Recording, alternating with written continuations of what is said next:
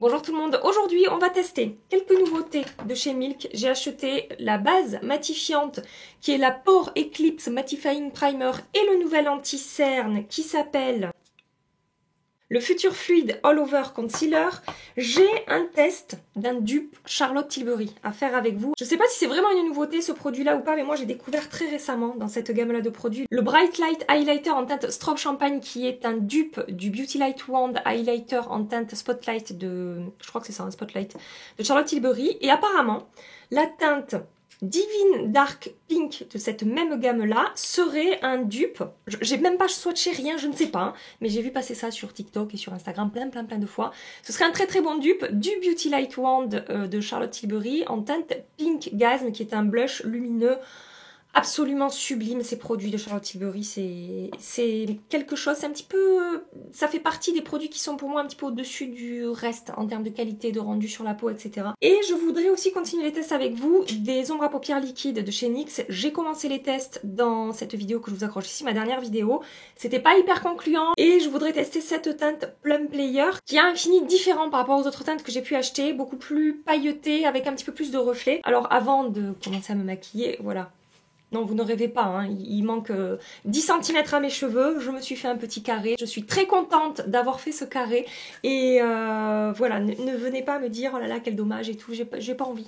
Voilà, je suis satisfaite de ma coupe de cheveux, laissez-moi kiffer cette petite satisfaction. Ceci étant dit, je passe au maquillage. J'ai déjà appliqué ma base d'Anessa Merrick sur mes yeux et je vais commencer rapidement à me maquiller avec la rétro palette de Natasha Denona et je me servirai de l'ombre à paupières NYX comme un topper un petit peu scintillant pailleté par-dessus. Je vais aller très vite par rapport aux premières étapes du maquillage. Je commence par prendre ce mat qui est ici. Je l'applique dans mon creux et je remonte au-dessus de mon creux avec un pinceau qui n'a plus de référence, hein. C'est Real Techniques je crois, mais il n'y a plus le nom dessus. Bref, c'est un pinceau qui estompe bien.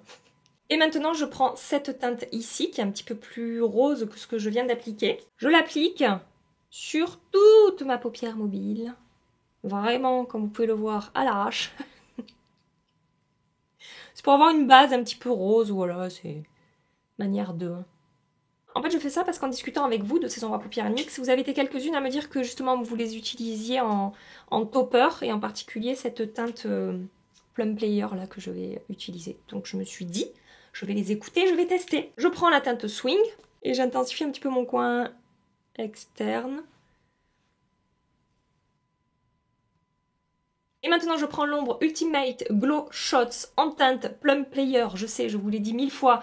Ce produit là coûte 10,90 € je crois sur le site officiel de NYX. Regardez cette teinte, elle est quand même très jolie. On a une très belle lumière, on a des paillettes avec différents reflets à l'intérieur. C'est rose, un petit peu argenté. Et il y a différentes nuances de rose aussi. Bref, c'est quand même très joli au swatch. Et c'est la seule teinte que j'ai trouvée par rapport à ce qu'il y avait en stock en boutique, hein, parce que je pense qu'il y en a d'autres avec ces effets là. C'est la seule teinte que j'ai trouvée un petit peu pailletée multi-reflet comme ça. J'ai déposé du produit sur le dos de ma main. Je prends mon pinceau E25 Max de Sigma et je vais venir déposer le produit par-dessus. Alors, est-ce que j'ai mis assez de produit et est-ce que j'ai pris le bon pinceau? On réitère l'expérience. Peut-être j'ai pas pris le bon pinceau, hein. Peut-être il est trop fluffy.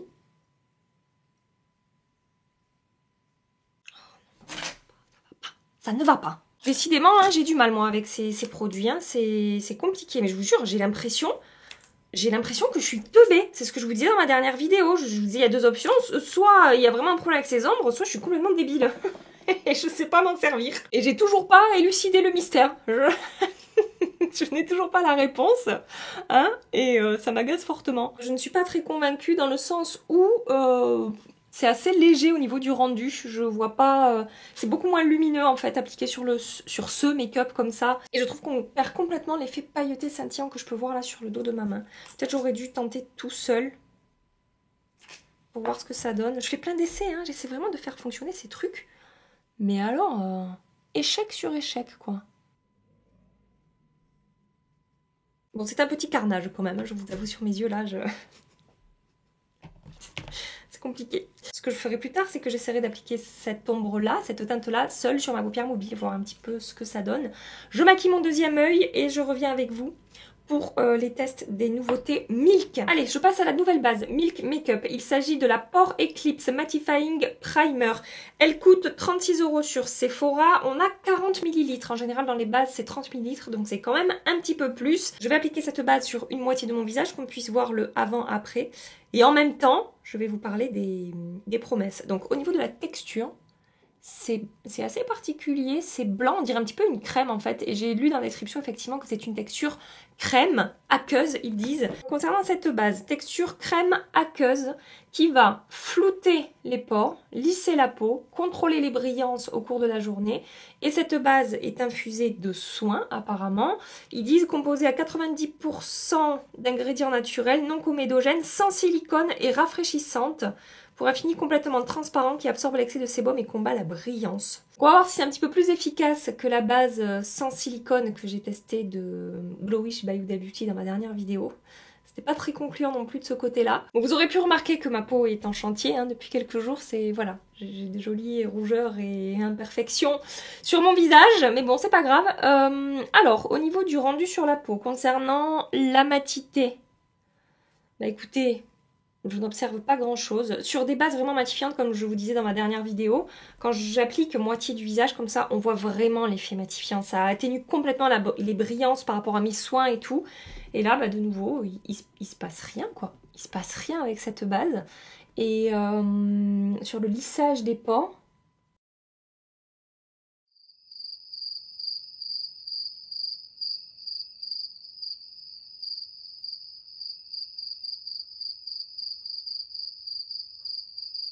eh ben, il ne s'est rien passé non plus. Je n'observe pas de différence par rapport à l'autre côté de mon visage. La seule chose que je remarque, c'est au niveau du toucher. Effectivement, ici c'est velouté. Il n'y a plus l'effet crémeux de mes soins. Mais au niveau de l'apparence sur ma peau, je ne vois pas. Ouais, c'est ça. C'est velouté en fait au toucher. Mais c'est pas du tout matifiant visuellement pour l'instant. Alors peut-être que ça va contrôler mes brillances, hein, mais j'ai pas un effet... vraiment avant-après flagrant une fois que j'ai appliqué cette base. Décidément, les bases, c'est pas la folie là, hein, sur les deux derniers tests. De l'autre côté, du coup, je vais appliquer ma base Revlon, Photo Ready Perfecting Primer. Voilà. Et là, tout de suite, même à 30 cm de mon miroir, je vois que fou, ça lisse ma peau, quoi. Ça lisse, ça floute et ça matifie. Voilà, pour moi, ça vraiment, c'est efficace. Hors caméra, j'applique mon fond de teint et je reviens pour parler de cette nouvelle chose-là. Maintenant, on va tester le nouvel anti-cerne, toujours de la marque Milk Makeup. Il s'agit du Future Fluid All Over Cream Concealer que j'ai payé 29,90 € sur Sephora, 8,5 ml. J'ai pris deux teintes pour pouvoir faire des mélanges et être sûre de pouvoir tester ce produit. 5W trop clair et 10W trop foncé. Je ne sais absolument pas quelle serait la bonne teinte pour moi, je suis désolée, mais des fois je préfère faire comme ça. Pour être sûre de pouvoir utiliser le produit. Ça m'est arrivé d'acheter des produits beaucoup trop clairs, beaucoup trop foncés, de même pas pouvoir les utiliser à la caméra parce que je pouvais pas sortir de chez moi comme ça, c'était pas possible. L'applicateur, c'est un embout mousse comme ça, en forme de pointe, et au niveau des teintes, 10W et 5W ici. Je vais commencer par appliquer 10W. La texture est vraiment très crémeuse sur cette anti-cerne. Ça faisait longtemps que j'avais pas testé une texture. Oh, quoique le Charlotte Tilbury, qui contient des paillettes. Est-ce que vous avez vu ma dernière vidéo? On en a parlé dans les... Enfin, on en a parlé. J'ai rajouté un commentaire dans la barre d'infos. Bref, il y a des paillettes dans l'anti-cerne Charlotte Tilbury. C'est un mystère, je ne comprends pas pourquoi. Bref, et donc là, on est sur une texture... je m'égare, hein, on est sur une texture assez crémeuse. Et Charlotte Tilbury est assez crémeux aussi comme ça. Donc ils disent que c'est une texture crème avec une couvrance moyenne à totale. Sculpte, hydrate pour un fini léger naturel sans effet de matière. On va voir ça ensemble. Bon bah mon mélange il fonctionne bien. Je suis contente, je me suis pas trop ratée. Alors première application, j'en ai pas mis 3 tonnes en tout cas par rapport à ce que je peux avoir l'habitude de mettre sur mes cernes, hein, on est d'accord. Je dirais là la couvrance pour l'instant moyenne, ça s'est travaillé très rapidement. Franchement la texture a tout de suite fusionné avec ma peau. Je vais voir si je peux moduler un petit peu. Sachant que vu le nombre d'heures que j'ai dormi cette nuit, j'ai grand besoin de moduler mon anti-cerne, on est d'accord. La texture se travaille vraiment très très facilement. Ça, c'est très positif pour ce point-là. Ça fusionne bien avec la peau, c'est crémeux, c'est fondant. C'est un anti-âne qui est également hydratant, infusé d'acide hyaluronique, formule longue tenue composée à 92% d'ingrédients d'origine naturelle. Hydratant, couvre instantanément les rougeurs, les cernes et les imperfections, tout en prenant soin de la peau. Franchement, pour l'instant, c'est très joli. Il n'y a aucun effet de matière, de texture et tout. Ça a eu tendance à lisser le contour de mon œil, malgré cette texture assez crémeuse. Quand je dis crémeuse, c'est presque au swatch, un petit peu, presque un petit peu épais, c'est pas fluide, vous voyez ce que je veux dire? Et ben, il n'y a pas du tout d'effet d'épaisseur sur le contour de mon œil. Pour l'instant, c'est très très joli. Je vais le laisser sécher, il faudra probablement que je retapote un petit peu, une fois qu'il aura séché, sur mes petites rides qui sont en train de s'installer ici, petit à petit, hein, voilà, 34 ans. Le temps fait son chemin. Et ça se voit sur ma gueule. Concernant la couvrance, du coup, je dirais moi qu'il a une couvrance moyenne. Allez, moyen plus peut-être si on module un petit peu. Je dirais pas qu'il a une couvrance extrême, hein, cet anti-cerne. J'ai peut-être des anti-cernes qui vont couvrir un petit peu plus que ça. Et maintenant, on va mettre en compétition ces deux produits. Donc le Beauty Light Wand de Charlotte Tilbury en teinte Pink Gasm avec apparemment son petit dupe de Makeup Revolution, le Bright Light Highlighter en teinte Divine Dark Pink qui coûte aux alentours de 10 € selon les sites. Je n'ai absolument pas vu ce que ça donnait au niveau de la teinte. Voilà. Ouf, ça a l'air très très joli. Effectivement, c'est un produit moi que je vais pouvoir utiliser comme blush très lumineux. Mais franchement, à première vue, moi qui connais bien le Beauty Light Wand en teinte Pinky Gasm, je crois qu'on n'est pas tout à fait sur la même teinte. Ouais, non. Franchement, alors, ça, dans l'idée, ça peut être le même type de rendu, mais ça ne sera pas exactement la même teinte. Ici, on a le Charlotte Tilbury et ici, on a le Makeup Revolution. Donc, vous voyez, voilà, c'est tout aussi lumineux. Ça a l'air aussi opaque, pigmenté et tout. Ça a l'air pas mal du tout. La texture est plus crémeuse sur le Charlotte Tilbury. Le fini semble tout à fait similaire, mais la teinte, pas tout à fait. Donc, je vais quand même tester. On va voir. Hein. Putain, il est quasiment vide, hein, mon Beauty Light Wand, là. Hop. Pinceau numéro 7 de It Cosmetics, meilleur pinceau du monde pour les produits crème, hein, je vous le dis à chaque fois. Je ne vais pas appliquer de bronzer ni rien. Je vais voir un petit peu le rendu sur ma peau. Je chauffe un petit peu la matière sur le dos de ma main. Et de ce côté, je vais appliquer donc le blush Charlotte Tilbury. Donc ça fait définitivement partie, ces produits-là, de les Beauty Light Wand en teinte Pink Gasm et Peach Gasm. Ça fait définitivement partie de mes blushs crème lumineux préférés. Hein. La texture est magnifique, ça a tendance à lisser, à flouter la peau. C'est vraiment très très beau. Après, il faut aimer les finis quand même assez lumineux, c'est-à-dire que je n'ai pas besoin d'appliquer dans le lumineur quand je porte ce produit. Hein. Mais voilà, je me suis un petit peu emballée. Excusez-moi. Je vais estomper avec un pinceau cœur, toujours de It Cosmetics.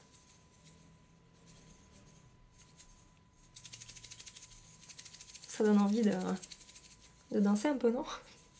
Il est sublime, ce blush. Il est sublime, voilà. Je vous ai pas montré l'embout du Makeup Revolution. Ça donne ça. C'est un embout mousse aussi, mais sur un format où on twist en bas pour faire sortir le produit. Je mets le produit sur le dos de ma main. Je prends un pinceau numéro 7 propre. Heureusement que j'en ai 12 000. Hein. Ouais, c'est pas tout à fait la même texture. J'ai l'impression, comme pour ce que j'avais constaté concernant la teinte... la teinte Strobe Champagne. Sur les produits Makeup Revolution, on est sur des textures donc moins crémeuses et qui vont sécher, qui vont pas laisser un fini crème comme peuvent laisser les produits Charlotte Tilbury sur la peau. Et oui, je trouve que c'est pas tout à fait la même teinte non plus. C'est-à-dire que ça sera un dupe au niveau, comme je vous ai dit, du rendu sur la peau concernant la lumière qui se dégage et le style d'effet qu'on peut avoir sur la peau. Mais pour moi, on ne sera pas sur un dupe de la teinte Pink Gasm. J'aurais aimé que ce soit un petit peu plus similaire au niveau de la teinte. Autant l'autre, l'enlumineur, la teinte Spotlight et tout, c'est vraiment similaire. Mais là, non, on n'est pas... Du coup, je parle plus quand j'utilise le pinceau parce qu'on ne m'entend plus. Hein? C'est très pratique, ça. On pourrait croire que le blush m'a marqué la peau là, mais en fait vous avez vu avant que je me maquille, que je mette mon fond de teint, j'avais des petites rougeurs, là, des petites imperfections. Voilà, c'est pas que ça les a marquées, c'est qu'on les voit un petit peu sous le blush. Au niveau du rendu sur la peau, bon, je préfère quand même l'effet un petit peu lissant et un petit peu plus fondu du Charlotte Tilbury. Mais voilà, Charlotte Tilbury ça coûte une blinde, hein, on est d'accord. De ce côté-là, ça a quand même bien fonctionné. On a une jolie lumière, on n'a pas de paillettes dans ce produit. C'est peut-être un petit peu plus délicat à travailler parce que ça sèche quand même assez rapidement au niveau de la texture. Ça peut être une bonne alternative à petit prix, mais il y a quand même quelques différences à noter que je vous ai déjà énumérées au cours de l'application de ces produits. Je termine mon maquillage hors caméra, même le maquillage des yeux et tout, parce que ça sera pas très intéressant pour vous. Je vais poudrer mon teint, tout ça, finir d'avancer. Et je reviens avec vous pour vous montrer le rendu final de ce maquillage. J'ai terminé le maquillage, je reviendrai ce soir pour la tenue. Juste avant de partir, l'anti-cerne Milk a fini de sécher. Je trouve qu'il a un fini plutôt mat et qu'il a perdu cet effet un petit peu lumineux avec sa texture crémeuse justement qui était jolie au moment de l'application.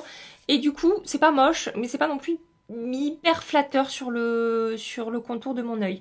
Voilà, donc à voir comment est-ce que ça va évoluer au cours de la journée. J'ai retapoté un petit peu sur mes ridules ici. Mais une fois qu'il a séché, la texture a un effet un petit peu moins lissant qu'au moment de l'application. Mais bon, après ça reste tout à fait correct au niveau de la texture. Hein. Je vais m'arrêter là pour l'instant. On verra la base aussi comment elle va contrôler mes brillances et tout. Là pour l'instant au niveau du rendu, je n'ai pas grand chose à rajouter. Après la texture sur ma peau de ce côté est finalement assez jolie. Et j'ai l'impression...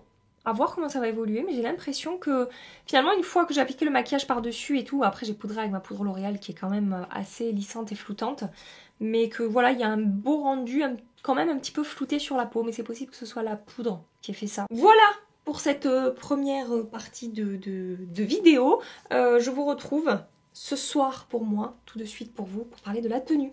Des bisous. Ça fait plus de 8 heures que je porte le maquillage, je n'ai pas fait de retouche. Vous savez, il y a des jours comme ça, je pense que ça vous arrive, où on sent que, je sais pas, ça va pas sur la tronche là. Moi ça me le fait des fois, je me maquille et toute la journée je suis pas à l'aise avec mon maquillage, je sais pas, j'aime pas ce que je porte, je sais que ma peau va pas bien. Et ben aujourd'hui c'était un jour comme ça, c'est-à-dire que, bon, sur les yeux, autant vous dire que j'aime pas le rendu, hein, voilà, non, ça n'a pas fonctionné pour moi, je vais continuer encore à tester ces ombres, mais décidément, les tests ne sont pas très très positifs.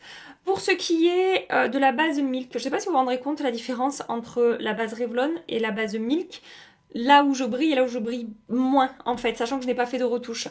Je trouve que c'est flagrant sur le... Alors je brille quand même sur mon nez un petit peu ici et tout, mais par rapport à ce côté, je brille beaucoup plus ici qu'ici. Voilà, donc pour contrôler les brillances, la base Milk n'est pas hyper efficace, en tout cas sur ma peau, c'est toujours pareil. Hein. Ouais non, franchement j'aime pas, j'aime pas. J'aime pas ma tronche aujourd'hui, il y a des jours comme ça hein, où on n'aime pas sa tronche, j'aime pas ma tronche aujourd'hui. J'ai qu'une envie, c'est de me démaquiller et de recommencer. Et le blush, alors je me suis pas mal touché les cheveux, faut que je m'habitue. Je pense que ça a un petit peu décroché, fait bouger le blush parce que du coup j'ai beaucoup touché mon visage, en particulier de ce côté, puisque c'est de ce côté où j'ai ma mèche. Et là voilà, ça a bien tenu, mais là franchement c'est pas joli. Et avec mes petites imperfections, c'est ça aussi en fait, c'est que j'ai une peau franchement compliquée là. J'ai testé une nouvelle crème. Pour être plus précise, une crème qui a été reformulée et je pense que ma peau m'a dit non, ça n'est pas pour nous ma petite, tu arrêtes ça tout de suite. Donc ça me fait des rougeurs à des endroits, des boutons. Et c'est clairement le genre de réaction que je fais quand un soin pour la peau ne me convient pas. Peut-être que justement tester du make-up sur une peau comme ça qui est un petit peu en souffrance, c'est pas très juste. Pour le maquillage, mais par contre le fond de teint Lancôme, mais mon dieu, ce fond de teint, je veux dire, même sur ma peau qui est en détresse, hein, il me fait pas d'effet de matière, il se comporte bien et tout, c'est vraiment un très très beau fond de teint. Mais aujourd'hui c'est pas une super journée, ah l'anti-cerne, je vais partir sans parler de l'anti-cerne. Il n'a pas bougé, franchement la tenue est très très bonne. Maintenant c'est pas l'anti-cerne avec la texture la plus fondue sur le contour de l'œil. Il a tendance à sécher semi-mat. Je préfère les anti-cernes avec des textures plus crémeuses et fondantes et qui gardent de l'éclat tout au long de la journée, comme le Revlon, comme le Lancôme, ou même comme le Charlotte Tilbury que j'ai testé récemment, qui dégage quand même beaucoup plus d'éclat et de lumière. Donc je vais continuer les tests. Il faut aussi que ma peau, comme je vous ai dit, récupère un petit peu. Et on en reparlera, mais aujourd'hui, si je dois retenir un produit, vu la gueule du blush là, mais je suis un petit peu fautive. J'ai du mal à vous valider ce truc encore aujourd'hui à 100%. Je pense que je le retesterai rapidement sur Instagram en story ou dans un reel pour que vous puissiez, voilà, qu'on puisse faire un retour un petit peu plus précis par rapport à ce produit. C'était pas hyper positif hein, comme conclusion, mais je suis désolée, c'est le constat du soir. Et aussi, le blush Charlotte Tilbury, il est très beau aussi quand même. En gros, les produits que je connaissais déjà et que j'aimais déjà, ben, ils sont toujours aussi beaux sur la peau, mais les autres, pour l'instant, c'est pas trop ça. Allez, je vous quitte. J'espère quand même que ça vous a plu malgré tout. Je vous fais des milliards et des milliards de bisous. Mouah. Prenez soin de vous et à très bientôt. Bye bye.